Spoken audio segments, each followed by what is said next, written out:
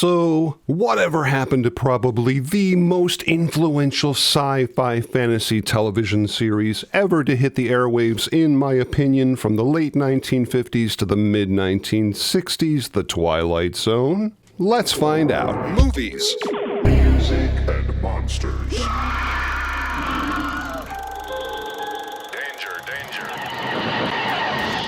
Hey, my friends, Dan Monroe here, talking about movies, music, and monsters.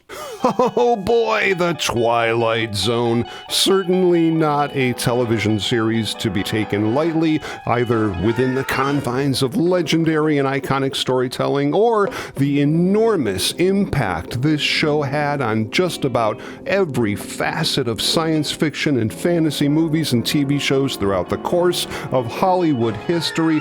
Simply undescribable how this one show and its unbelievably genius creator set the bar to a height that I'm pretty sure in a lot of cases has never been reached again to this day, at least not in the same way.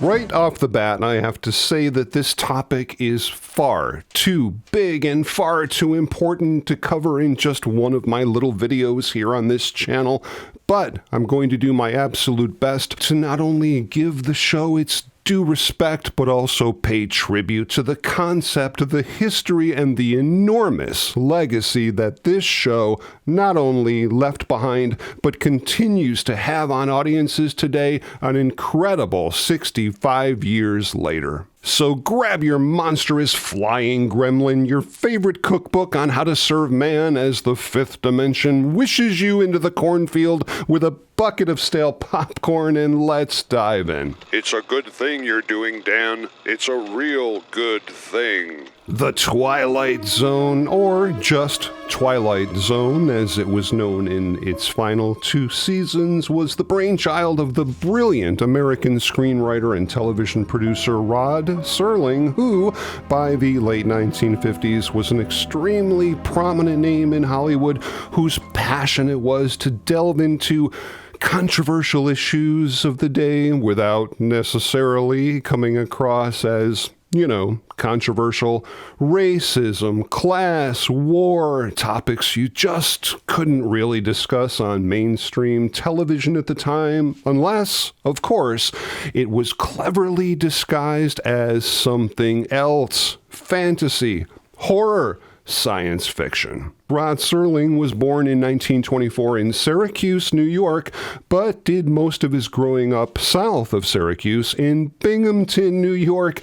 I actually lived in Binghamton for a couple of years, my 8th and 9th grade years in school, I believe, or in my case, skipping school completely, going down to the arcade and playing Pac-Man, but that's an entirely different story. And so Serling brilliantly and strategically began this venture with a 1957 pilot called The Time Element, about a time traveler who goes back to Honolulu in 1941 and unsuccessfully tries to warn everyone about the imminent attack on Pearl Harbor. Classic Rod Serling, and even though the script was, of course, rejected at the time, it was eventually rediscovered by a gentleman named Burt Granite and produced as an episode of the Desilu Playhouse in 1958. The show was an enormous success with both audiences and the Desilu Playhouse, which led directly to the creation of The Twilight Zone beginning in 1959. I did a time travel piece with Bill Bendix, 1956. The Time Element it was called, and got tremendous reaction. And because of its reaction, the network, the CBS network, who I had approached over the past 3 years to try to get something in the science fiction genre on, and as a result, I got Twilight Zone on. But that time travel thing was the first essentially serious thing I had done. Fun fact, Rod Serling originally wanted American actor Richard Egan to host and narrate the show because of his rich, deep voice. even though CBS wanted Orson Welles, but Egan was unavailable at the time, so Serling said, and I quote, "It's either Richard Egan or I'll just do the dang thing myself," which is exactly what he did, and it was kind of ironic because Rod Serling suffered from extreme bouts of stage fright. Now, as far as the title goes, Serling always thought that he came up with the term on his own, the Twilight Zone, but later found out, after the show aired, that it was actually a term used by U.S. Air Force pilots representing the time of day when day crosses night, which actually makes a lot of sense that that term would have been floating around in his head because Serling did, for a time, serve as a paratrooper in World War II. This is not normally the type of ad that I usually do, but you know what? If it can help just one person get through a tough time, then it's worth it. Having said that, I rarely, if ever, get overly personal on either social media or here on the channel, but I decided to with today's sponsor, BetterHelp. Just over this past holiday season, I lost two very close loved ones about a month apart, which, believe me, really did take its toll, and sometimes it's okay to ask for help. God knows I did. Maybe you're feeling overly pressured, overly anxious, or worse, stuck in a certain situation. Trust me, it's the worst. Untangle external issues from internal issues, helping you develop tools that progress past things that are holding you back. With today's sponsor, BetterHelp, you simply fill out a questionnaire online, and then they match you with someone to talk to. In as little as 2 days, it's completely online on your own time, making things comfortable and convenient. You can easily switch therapists at any time at no extra cost if you don't feel like it's quite the right fit for you. So if you've got something you're going through that maybe you don't want to go through alone, like I just did, give BetterHelp a try. So start fresh today in the new year by clicking the link in the description, or just go to betterhelp.com/Dan Monroe and get 10% off your very first month of therapy. And now back to the Twilight Zone. The Twilight Zone ran for 5 years from 1959 through 1964, with its first season premiering on October 2nd, 1959, to incredibly positive rave reviews from the critics, but surprisingly not so much from the television audience. It looked almost like the show wouldn't survive at all, but after a few more weeks it did better in the ratings, finally surpassing its competition on both ABC and NBC, which persuaded its sponsors, General Foods and Kimberly-Clark, to remain with the series at least until the end of season 1. Interesting, with the exception of only one first season episode, A World of His Own, Rod Serling never appeared on camera during any of the first season episodes, something he would become quite famous for in later seasons. And this is wild, that incredible Twilight Zone musical theme by composer Marius Constant that has become so synonymous with this show wasn't in the first season at all. Instead, we had a much darker and creepier opening theme by legendary composer Bernard Herrmann, which, quite frankly, I personally liked quite a bit.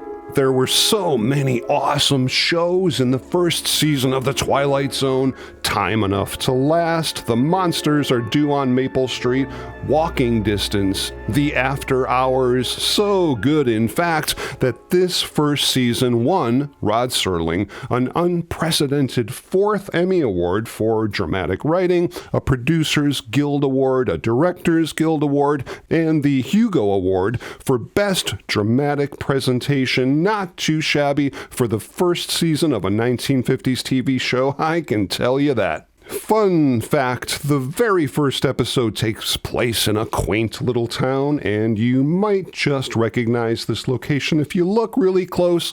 This is the Courthouse Square, set on the Universal Studios backlot, where they filmed a ton of movies and TV shows, including Back to the Future. Season 2 premiered on September 30th, 1960, with a brand new sponsor, Colgate-Palmolive, and they got a brand new network executive at CBS named James Aubrey, who, quite frankly, was a real pain in the butt. I mean, keep in mind this show was pretty costly to produce back in the day for a 30-minute show, so this Aubrey guy, to save money, cut the season by 7 episodes and insisted that 6 of the shows be shot on cheaper videotape rather than film, an absolutely terrible idea, which Rod Serling vehemently disputed and eventually won. As the popularity of the show grew, they went right back to film. Season 2 gave us so many incredible, memorable shows, including Will the Real Martian Please Stand Up?, Nick of Time, The Invaders, The Trouble with Temptation, and of course, one of the most classic of all, Eye of the Beholder. Now, by the time Season 3 rolled around, Rod Serling was, to say the least, starting to feel the stress and strain of the production. I mean, come on. In the first 2 seasons, he contributed over 75% of the show's total writing output, not to mention his on-screen performances as narrator and role as executive producer. Nevertheless, Season 3 gave us some great episodes: 5 Characters in Search of an Exit, Little Girl Lost, one of my personal favorites, To Serve Man, and of course, probably one of the most famous, It's a Good Life, starring a very young Billy Mooney as Anthony Fremont, a little boy who would, if you were bad, turn you into a hideous monster or wish you into the cornfield. Anthony Fremont was a character that I loved playing because even though he wasn't Superman or Zorro, he wasn't a caped superhero or anything like that, but he was the epitome of the most powerful superhero you could imagine. To me, at 7 years old, playing Anthony was just really kind of what I had wanted to get into TV to do in the first place. He never used that power on Lost in Space. Certainly would have come in handy with Dr. Smith. Oh dear, oh dear. Fun fact, one and only one episode of The Twilight Zone actually contained, if you can believe it, a laugh track, as hard as that is to believe. Cavender is Coming, starring Carol Burnett, was a very bizarre episode and had a laugh track, at least in its initial run. I'm pretty sure the laugh track has since been removed for modern releases, and it's really strange, but this episode was initially pitched as a pilot for a new show, but that never happened because, quite frankly, the show wasn't really very funny at all, and audiences really didn't accept it, so that was that. In 1962, The Twilight Zone began its 4th season, now dropping the and simply known as Twilight Zone. Not really sure exactly why, kind of an odd decision, but that's what they did, and the network wanted the episodes expanded into 1-hour time slots, something that Rod Serling did not want to do at all, feeling that the stories would have to be padded out like soap operas, wasting valuable time and boring the audience with unnecessary story plots. But unfortunately, Rod Serling lost that argument, and Season 4 contained 18 one-hour-long Twilight Zone episodes. And, of course, the real reason was longer shows, more commercials. Interesting, Rod Serling was quoted as saying in regards to his opinion of this show that 1/3 of the shows were excellent, another third were okay, and the final third were pretty terrible, but that pretty much sounds to me like just about any TV series ever made. Except, of course, for Lost in Space, obviously. Really? Have you seen The Great Vegetable Rebellion? Well, The Promised Planet? I can explain. How about Castles in Space? You know, the one when you were drunk? It wasn't my fault. My agent screwed me. Yeah, anyway, Season 4 also saw the addition of a new opening sequence, this time with the door, the eye, the window, and the other objects suspended in space. They also had a new sponsor, Johnson & Johnson. Now, Rod Serling's input on this season was limited, to say the least. I mean, he still wrote most of the shows, but as a very busy executive producer, we didn't see him very much on screen as the host, often filming his narrations against a simple gray background if and when he happened to be in Los Angeles at the time. Enter Season 5, the final season of The Twilight Zone, now thankfully back to its normal 30-minute time slot. By this time, Serling was exhausted and by his own admission starting to lose track on what perspective was good and what was bad. There were, however, some extremely good shows in this season, including The Masks, Living Doll, A Kind of Stopwatch, and of course, the brilliant portrayal of William Shatner as Robert Wilson seeing gremlins on an airplane in Nightmare at 20,000 feet. One of my personal favorite episodes of The Twilight Zone was not actually a Twilight Zone episode at all, but a 1962 French short film, which they modified slightly for broadcast, called An Occurrence at Owl Creek Bridge. Thank you, Mrs. Bloomrick, for showing me this in 10th grade English class. I'm not going to spoil the ending, but if you haven't seen this one, check it out. The list of guest stars throughout the course of this show's 5-year run was nothing short of astronomical.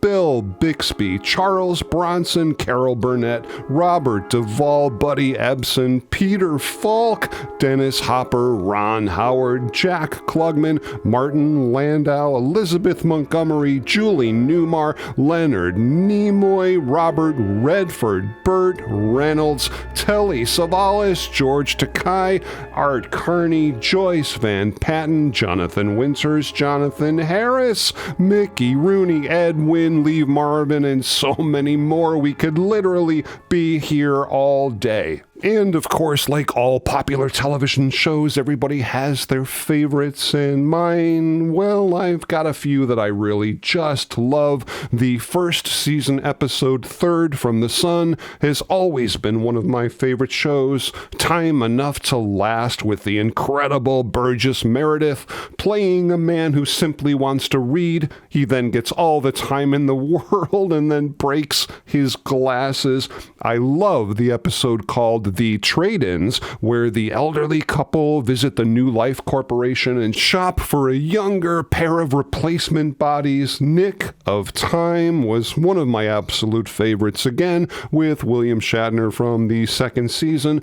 An awesome show called Changing of the Guard with Donald Pleasance, and so many more. But more importantly, what are some of your favorite episodes? Let us know in the comments below. In January 1964, CBS announced that The Twilight Zone would be canceled. Why? Well, that Jim Aubrey guy, remember him? He's the one that thought the budgets were too high and wanted to switch over to video. Well, he just pretty much said that he was sick of the show and he thought the budgets were still too high and the ratings weren't very good. So that was it. It was canceled. But Rod Serling told the Daily Variety that the network didn't decide to cancel him. He said, and I quote, "I decided to cancel the network." Gotta love that guy. In its best run, Twilight Zone got roughly a 31 or a 32 share,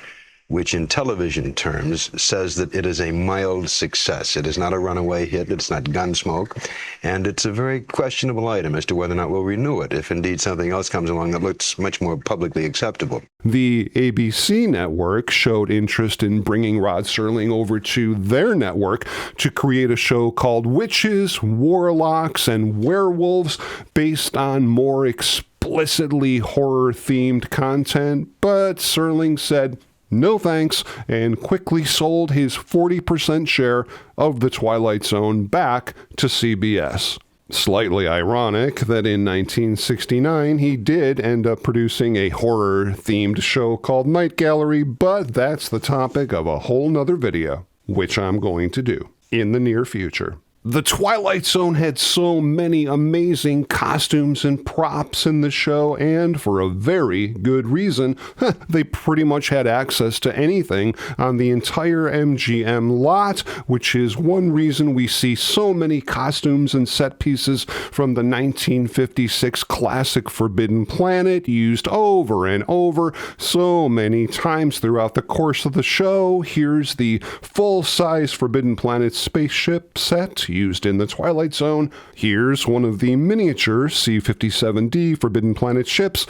Tons and tons of costumes from Forbidden Planet were used along with weapons and blasters. Robbie's car was used in an episode called the Rip Van Winkle Caper. And of course, Robbie the Robot himself appearing in an episode called Uncle Simon with an upside-down chest panel and a completely different head. And yes, this was the actual Robbie the Robot from the film Forbidden Planet, not the replica that was created years later that was seen in all the TV shows throughout the 70s and 80s. This unusual and quite distinct different Robbie head does still exist and was sold with the original Robbie the Robot in a Bonhams auction along with his original control panel and of course the Robbie car. I've already done a very deep dive into whatever happened to Robbie the Robot, so check it out. Link in the description. The Twilight Zone was released on both VHS, Betamax, and Laserdisc over the years, many different DVD sets and compilations from 1998 through 2014, high-definition Blu-ray in 2010 and 11, and finally a gorgeous digitally remastered set of 24 discs, Twilight Zone, the complete series released in 2012 and reissued in 2016. Wait.